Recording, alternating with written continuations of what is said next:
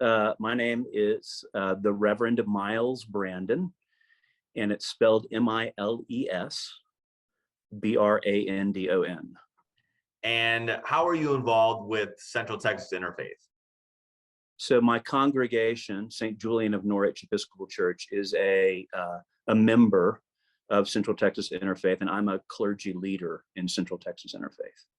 Okay, so like I said, big picture question, and I know it's pretty open-ended, but really chapter 313, in your own words, and if you can simplify it as much as possible, I suppose, what is it exactly? So chapter 313 is a statute in the Texas tax code that allows school districts to abate property taxes for companies, corporations who are doing new developments in their community in order to incentivize those companies developing in their community. And for the past year, I know more, but definitely for the past year, every time a 313 application has come up, we get an email from Central Texas Interfaith saying, we don't want this, or calling on the school district to deny it or say no at the end of the day. Right. Why is that? So Central Texas Interfaith, it's important to say that we came to chapter 313 because we believe in education. At Central Texas Interfaith, we're part of a larger network, Texas IAF, 9 sister organizations across the state of Texas. Look, I know more about the law of Moses than I know about Texas tax law. Why would a clergy person, why would our organization be interested in this? It's because we believe in public education in the state of Texas. Chapter 313, let me say secondly, we understand that economic incentives or incentivizing economic development in our state is a part of the political landscape today. We want good jobs. We want responsible companies to come to our community, ones that are here to grow. We are not opposed to economic development in any way. And we understand that incentivizing that is a part of the sort of the political landscape and economic landscape of our day. We actually don't believe that they're very effective.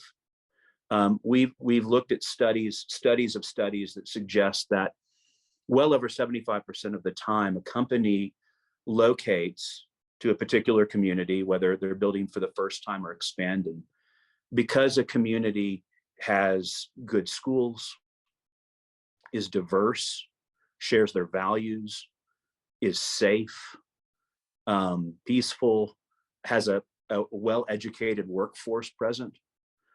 Those are ultimately, over 75% of the time, why a company chooses to locate in any particular community. Not economic incentives, not tax breaks. And so we feel like our tax dollars should be going to those sorts of things, making our schools better, our police force better, our infrastructure better, our education for adults who are training for new sorts of careers better. Like, that's where our tax dollars should be going, and that will then bring the companies, because that's what they're really looking for, if that makes sense.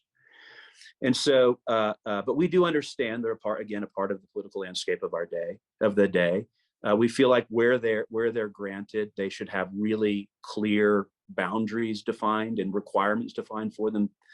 We've worked closely with the city of Austin and Travis County to pretty much help them write their guidelines for granting incentives to companies. And they include things like a percentage of new hires have to be local, have to be from our families in Central Texas, that they're paid a living wage, that they're career path jobs, that they provide benefits. Like, so what we say is, if you're going to do it, then you have to provide like some boundaries to be sure that these corporations are responsible to the community that they live in. And so we understand that. The difference between, say, an economic incentive or an incentive like that given by our county or our city. Our issue with 313s is that we're giving dollars away that should be used to educate children. We do not believe that dollars that should be a part of the public school system that educate our children should be used for economic incentives. We draw the line there. Like, the dollars we use to educate our children in the state of Texas should not be used to make it easier for companies that have multi-billion-dollar profit margins to move into our community, that they can afford to come, and we can keep those dollars in the public school system. So that's why we are writ large opposed to Chapter 313s, because they drain public school education in the state of Texas. So I just finished up with Reverend Skeef, and we kind of got into more of the minutia of it, and please correct me if I misunderstood her, but basically, the way I understand it is a company applies for 313 with the school district. School district goes to the comptroller's office. Comptroller office gives it back to the school district after a while. Assuming it gets all approved, then the company comes in or expands, but let's just say comes in for the sake of argument.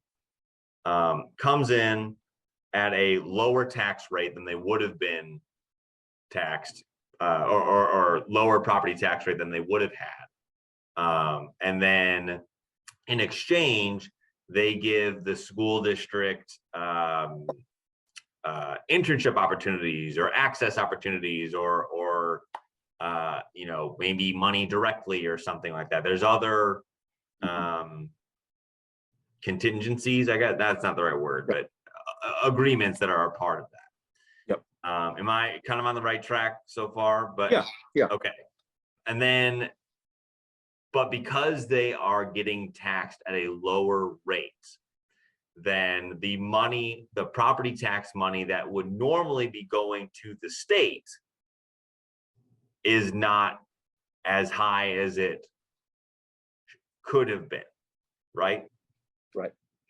Yeah, I think you're getting at it. Yeah, you're right on it. It's accurate. It is complicated, but that's right. So typically, there's also a difference between being a property rich and a property poor school district.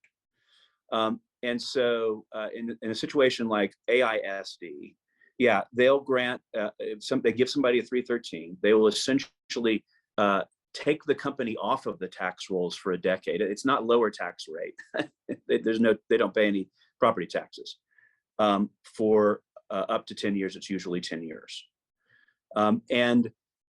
And so, yeah, all of those dollars that would, and in Austin Independent School District's situation, because they are a property rich school district, those dollars, if the company that got the 313 were on the tax rolls and paying their taxes, like I pay my property taxes for the home I own in Austin, if they were doing that, those dollars wouldn't be coming to AISD directly, because we participate in recapture, and and those dollars would be above and beyond what the TEA already gives us, the price per student, the dollar figure per student, calculated that Austin already gets. So what that does is it keeps the money from going, instead of going to AISD, it would go to the TEA, to the state set up program that funds public school education across the state, to be sure that education is equalized.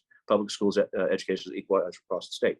So essentially, if AISD grants a Chapter 313, what they're doing is they're letting that money stay with the corporation and keeping it out of recapture, which means that money is not going to school districts where that money would go otherwise, and who need it desperately.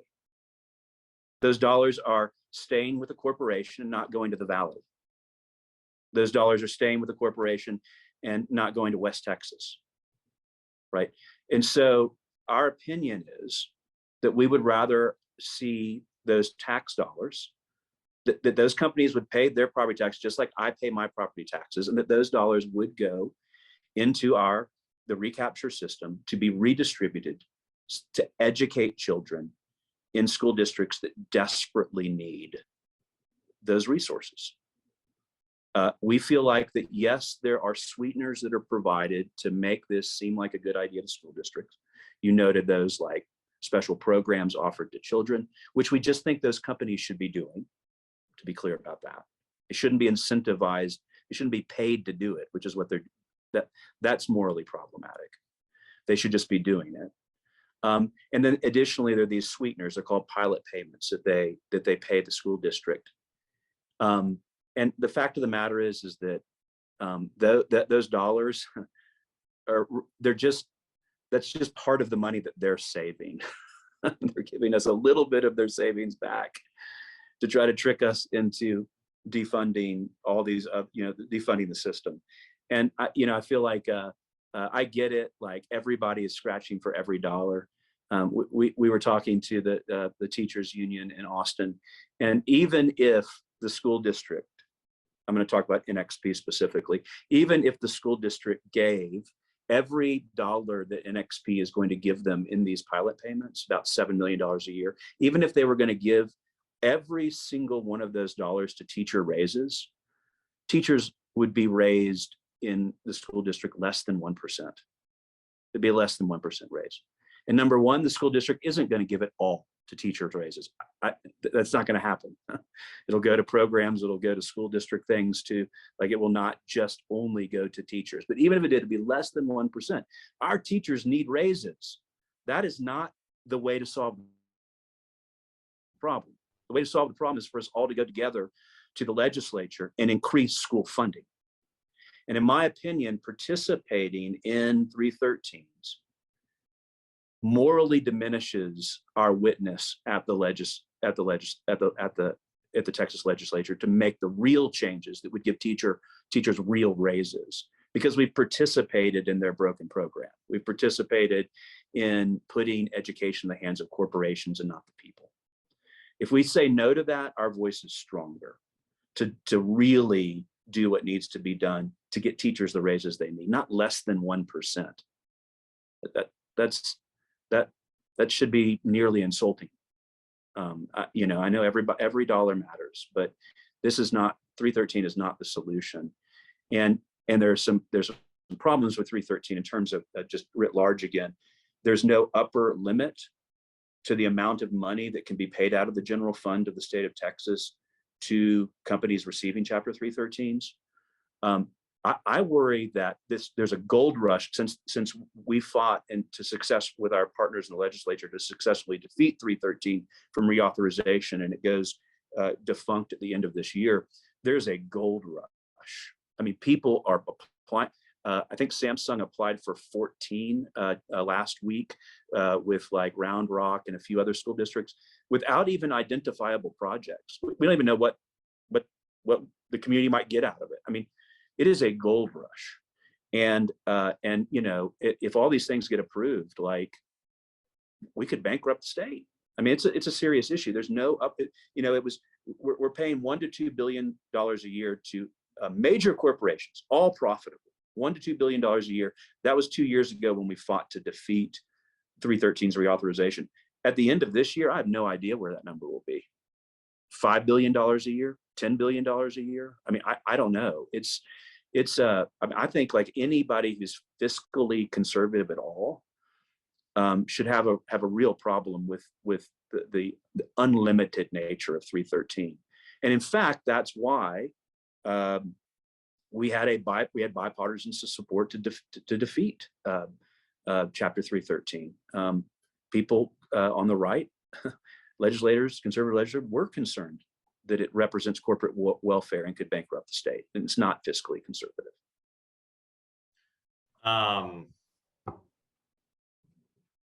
Truthfully, those are the questions I had for you. You answered everything in there that I was going to be asking. Is there anything else that I missed that you think is important to add? Is there anything that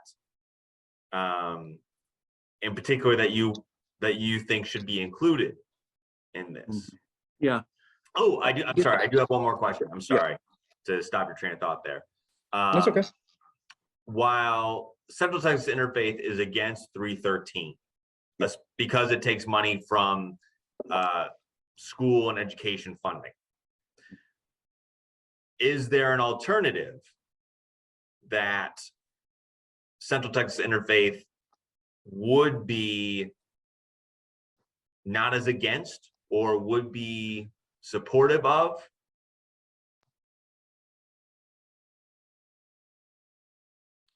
Um, an alternative economic development incentive program. Yeah, exactly. Yeah. So the answer to that question is that I think I cannot speak entirely on behalf of Central Texas Interfaith without us debating that question together. But here's what I'd say is that providing economic incentives for economic development that uses public school funding as a part of the calculation will never be supported by Central Texas Interfaith. Developing a program that we could be a part of that conversation on the state level, something different than what already exists, the Texas Enterprise Fund, that provides a strong framework for number of jobs that the company needs to create, local hires, a living wage, a career ladder, that doesn't involve, again, public education dollars, that truly is a win-win for our families and corporations. That is a conversation we would welcome being a part of. Okay. On that note, is there anything else that you wanted to add or anything that I missed that you think is important to include?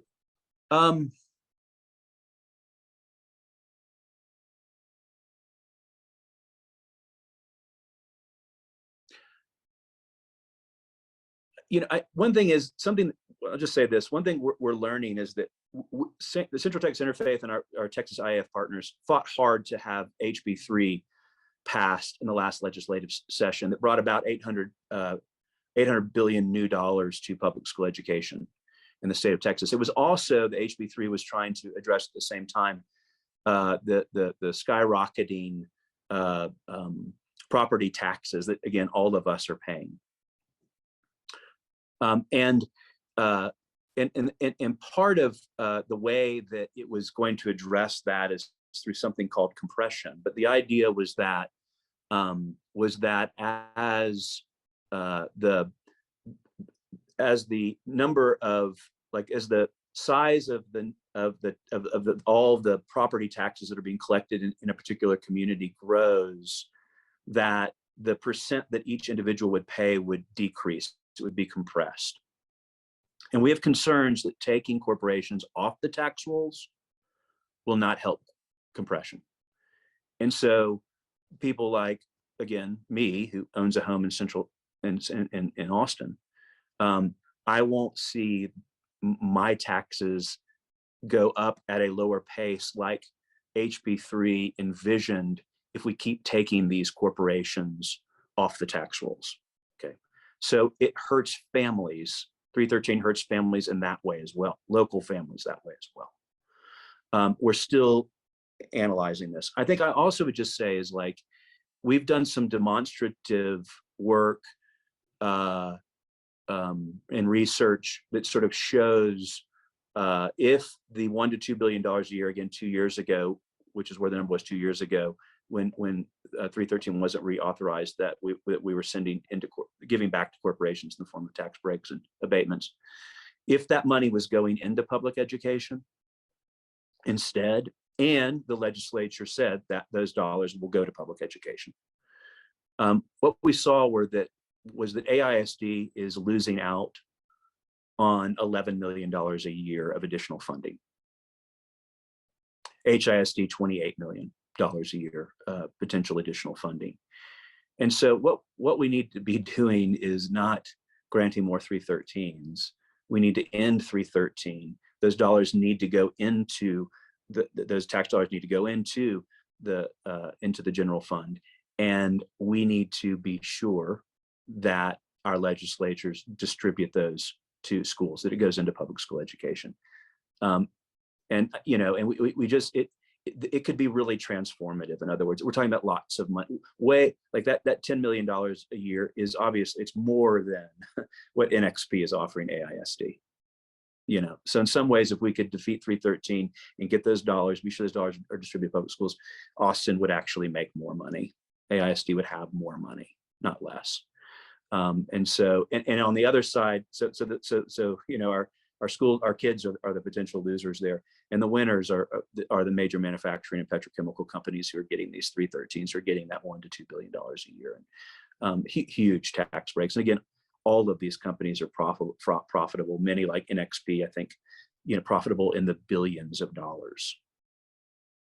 So perfect. That's all. Yep. I'm all set. So thank you so much again for taking the time to do this. Enjoy the rest of your conference.